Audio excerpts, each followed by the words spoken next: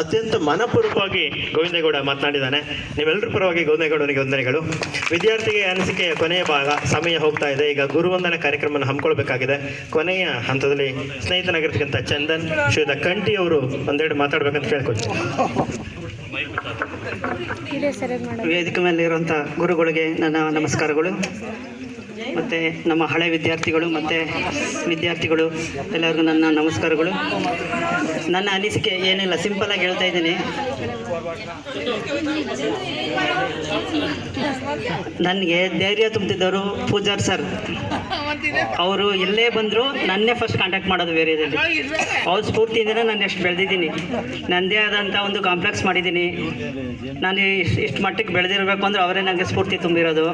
ಅದಲ್ಲದೆ ಒಂದು T V ಪ್ರೋಗ್ರಾಮ್ಗೆ ಹೋಗಿದೆ, ನನಗೆ ಧೈರ್ಯ ಬಂತು. ನನಗೆ ಏನೇ ಒಂದು ಸಮಸ್ಯೆಗಳಿದ್ದರೆ ಅವ್ರ ಹತ್ರ ಹೇಳ್ಕೊತೀನಿ. ಅವರು ನನಗೆ ಸಮಸ್ಯೆಗಳನ್ನೆಲ್ಲ ಬಗೆಹರಿಸ್ತಾರೆ. ಇದರಿಂದ ನಾನು ಇಷ್ಟು ಹೇಳೋಕ್ಕೆ ಇಷ್ಟಪಡ್ತೀನಿ. ಮತ್ತು ಈಗ ನಾವು ಇಲ್ಲಿ ಇದು ಪ್ರೋಗ್ರಾಮ್ ಮಾಡಬೇಕು, ಗುರುವಂದನೆ ಕಾರ್ಯಕ್ರಮ ಮಾಡಬೇಕು ಅಂತಂದಾದಾಗ ನಾನು ಫಸ್ಟು ನನಗೆ ಸೊಲ್ಯೂಷನ್ ಕೊಟ್ಟೆ ನಿಮಗೆ ಜಯರಾಮ್ಗೆ. ನೋಡಪ್ಪ, ಈ ಹಿಂದೆ ಮಾಡಿದರು, ಅವ್ರಿಗಿಂತ ಚೆನ್ನಾಗಿ ಮಾಡಬೇಕು.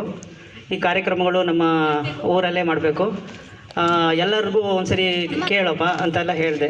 ಆಯ್ತಪ್ಪ, ಗ್ರೂಪು ಅಡ್ಮಿಟ್ ಮಾಡಿದಾರ, ಎಲ್ಲ ಮಾಡಿಕೊಂಡು ಮಾಡೋಣ ಅಂತ ಹೇಳಿದ್ರು. ಆದರೆ ಅದರಲ್ಲಿ ಒಂದು ಸ್ವಲ್ಪ ಗೊಂದಲಗಳಾಯಿತು. ಅದರಲ್ಲಿ ಸುಮ್ಮನೆ ಅದು ಇದು ಅಂತ ಏನೋ ಇದು ಮಾಡಿದ್ರು. ಅದು ಯಾವುದು ಬೇಡಪ್ಪ, ಎಲ್ಲರೂ ಸೇರಿಸಿ ಮಾಡೋಣ, ಯಾರು ಗೊಂದಲ ಆಗೋದು ಬೇಡ ಅಂತ ಹೇಳಿ ಒಂದು ಇವತ್ತಿನ ಕಾರ್ಯಕ್ರಮ ತುಂಬ ಯಶಸ್ವಿಯಾಗಿ ಬರ್ತೈತೆ. ಇಷ್ಟು ಹೇಳ್ತಾ ನನ್ನ ಮಾತುಗಳನ್ನು ಮುಗಿಸ್ತಾ ಇದ್ದೀನಿ. ವಂದನೆಗಳು.